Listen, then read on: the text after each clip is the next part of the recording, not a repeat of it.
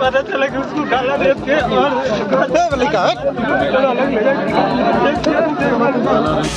दोनों भाइयों की हत्या कर दी गई। ये न सिर्फ पुनः सुशासन पे सवाल खड़े करता है,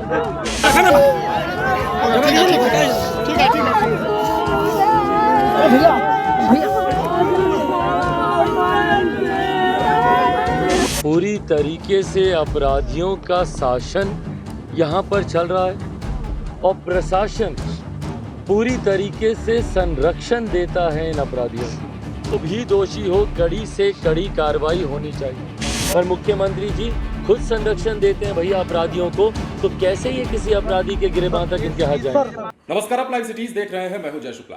देखिए, बिहार में आपराधिक घटनाएं बढ़ रही हैं और ये बताने की जरूरत नहीं है, खबरें आपको ये बताने के लिए काफी हैं कि बिहार में क्राइम का ग्राफ कितना बढ़ गया। दरअसल मोतिहारी में कुछ दिनों पहले एक ही परिवार के दो भाइयों की हत्या 15 दिनों के भीतर कर दी गई, जिनके पीड़ित परिवारों से मुलाकात करने लोजपा रामविलास के राष्ट्रीय अध्यक्ष चिराग पासवान पहुंचे और मुलाकात के बाद सरकार पर बहुत बरस पड़े। क्या बोल रहे हैं, सुन लीजिए। जिसमें एक ही परिवार के दो भाई कुंदन और रवि महज 15 दिन के भीतर दोनों भाइयों की हत्या कर दी गई।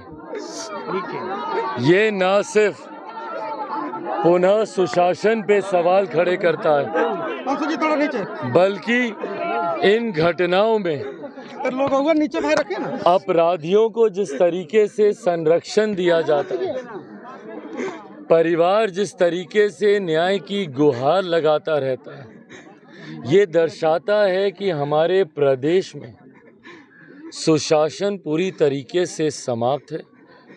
पूरी तरीके से अपराधियों का शासन यहाँ पर चल रहा है और प्रशासन पूरी तरीके से संरक्षण देता है इन अपराधियों को।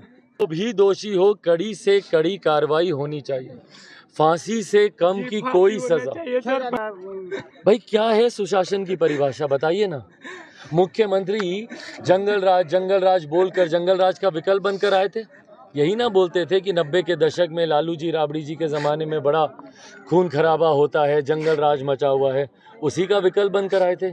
आज उन्हीं लोगों के साथ मिलकर सरकार चला रहे हैं और परिस्थिति देख लीजिए।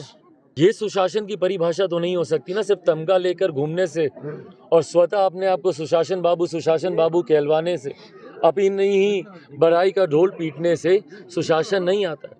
पर मुख्यमंत्री जी खुद संरक्षण देते हैं भैया अपराधियों को, तो कैसे ये किसी अपराधी के गिरबान तक इनके हाथ जाए। भाई इस बयान के पीछे इन ज्वलंत विषयों से ध्यान भटकाना है। उनके पास जवाब नहीं है ना। रवि कुंदन की हत्याओं को लेकर, अपराधियों को पकड़ने को लेकर उनके पास कोई नीति नियत है ही नहीं। युवाओं को लेकर उनके पास कोई नीति नियत नहीं है।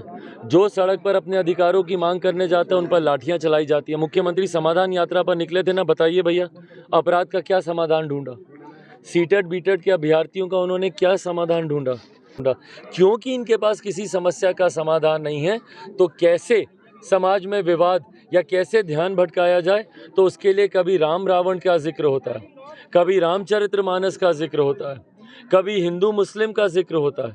इन तमाम विवादित विषयों को उठाया जाता है ताकि बिहार के ज्वलंत विषयों को दबा के रखा जाए, ताकि आम बिहारी की आवाज़, उनकी न्याय की गुहार कहीं ऊपर तक ना जाए, किसी और तक ना पहुंचे। तो सुना आपने, चिराग पासवान मोतिहारी में बोल रहे थे। और दरअसल आपको ये जानकारी हम पहले दे दें कि केसरिया थाना क्षेत्र के रघुनाथपुर गांव के एक ही परिवार के दो युवकों की हत्या 15 दिनों के अंदर अपराधियों ने कर दी थी और वहीं पर चिराग पासवान पहुंचे थे। इसके अलावा जब चिराग पासवान ने परिजनों से मुलाकात की तो उन्होंने काफी सारी बातें भी कही, सांत्वना भी दिया और मीडिया से जब मुखातिब हुए तो नीतीश कुमार पर हमला बोलते हुए बहुत सारी बातें कह दी और कह दिया कि सुशासन का तमगा लेकर घूमते हैं। सुशासन की परिभाषा ये नहीं हो सकती है। अपने ही हाथों से अपने विकास का ढोल झूठ मूठ का पीटा जा रहा है। अपराधियों को सरकार का संरक्षण मिल रहा है। ये तमाम बातें जो है चिराग पासवान ने कही हैं और नीतीश तेजस्वी की सरकार पर जमकर हमला भी बोला है और कह रहे हैं कि अपराधियों का मनोबल बढ़ गया है।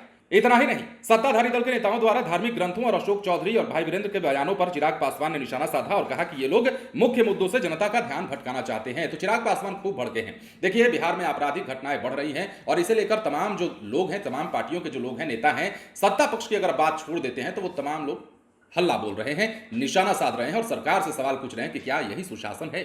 बने रहे लाइव सिटीज के साथ। यदि अब तक आपने हमारे चैनल को सब्सक्राइब नहीं किया है तो सब्सक्राइब कर लीजिए ताकि हम आपको खबरों से अपडेट रख सकें। धन्यवाद।